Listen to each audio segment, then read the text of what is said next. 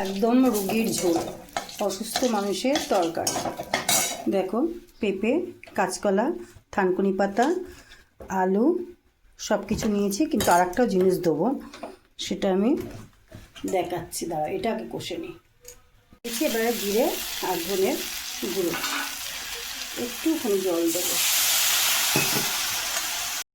রুগীর ঝোল আমি এই জন্যই বললাম, কারণ আমি এতে ডুমুর দেবো। রুগী না গো, এগুলো সবাই খেতে পারবে।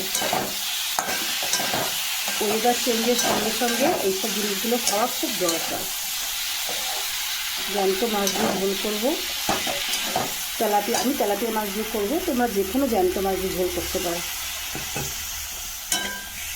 দেখো একদম কষা হয়ে গেছে, আদা কিচ্ছু নেই। আদাটা গরমকাল আসছে না, আদাটা খাওয়া খুব একটা ভালো না, বুঝেছো, পেট গরম করে।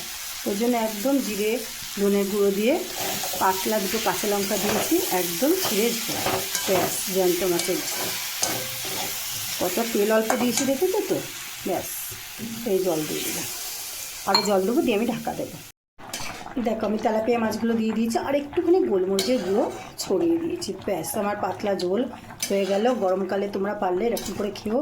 জানি ডুমুর করতে খুব কষ্ট, তবে তোমরা যদি মনে করো প্রেশারে একটা আস্তে অল্প করে একটু সিটি দিয়ে তোমরা একটা ছোট্ট চামচ দিয়ে কুড়িয়ে নিয়ে, বা নখ দিয়েও কুড়িয়ে নিয়ে তুলে নিতে পারবে। ডুমুর করতে ঝামেলা, কিন্তু খেতে খুব সুন্দর লাগে গো। ব্যাস হয়ে গেছে আমার পাতলা মাছের ঝোল।